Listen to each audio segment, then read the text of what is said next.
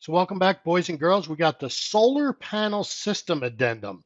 So let's get a little backstory in this. So what happens is, so sometimes when there's a solar system installed on a property, it could either be leased, which that means it's not automatically included. If you remember from section 1 of the Repc, if presently owned, right? So if they're leasing it, it's not owned, and if it's present and owned, so it's obviously it's there, but we don't know if it's owned yet.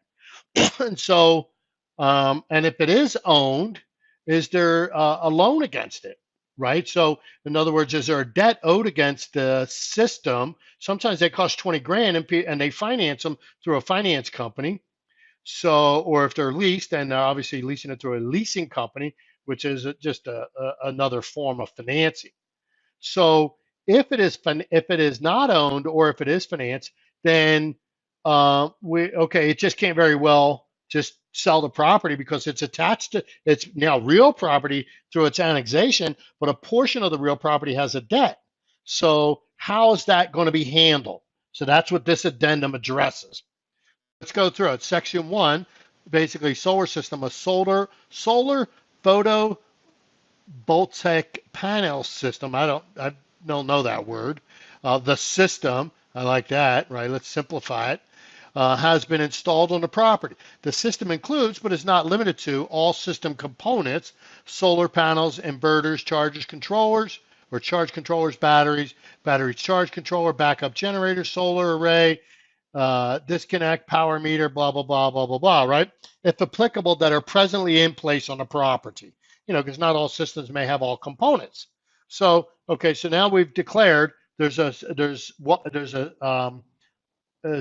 solar system in place, okay?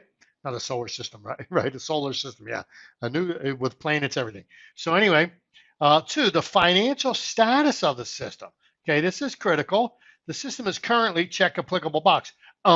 Section A says owned by seller, free and clear, not subject to an existing lease, power purchase agreement, or loan, and shall be included in the sale of the property and conveyed to buyer at closing, or B, subject to an existing lease agreement, power purchase agreement, PPA, or financed by an unpaid loan, system financing. Okay, so now, so that let's say the seller owns it, but it's financed through a finance company, they would check B, and then so now you know that the system comes with a debt.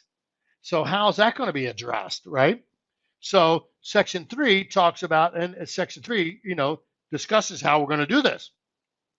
So the system is subject to an existing lease, PPA, or system financing only applies if section 2B is checked.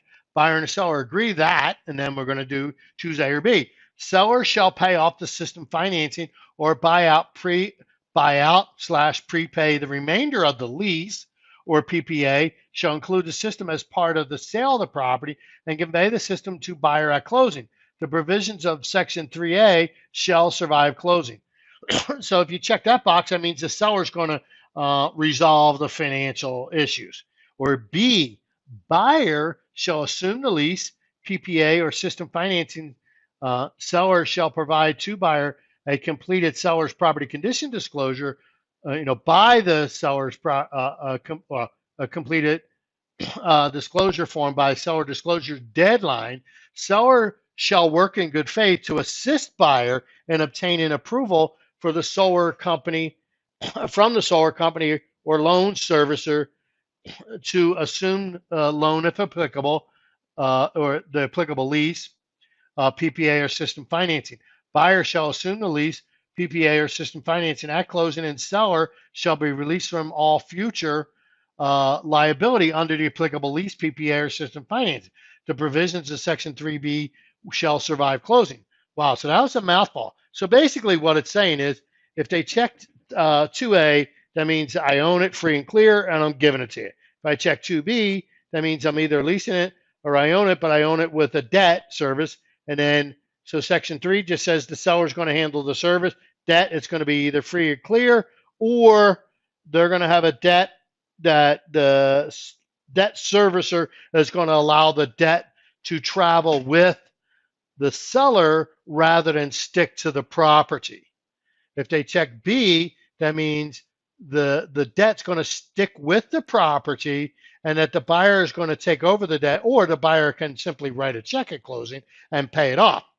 So, that those are the options. So, and it says the seller's going to help the buyer. They're going to work with the buyer. In other words, they got to get all the information, find out who the debt servicer is. Because a lot of times the company that actually sold the solar system is not the same company servicing the debt, so they're going to help you do that. Now, real world practice, a lot of these solar finance companies, they're not real keen on the assumption or transferring the debt. Some do, some don't. There's no real rhyme or reason why they do it. My suspicion is that, like any amortized loan,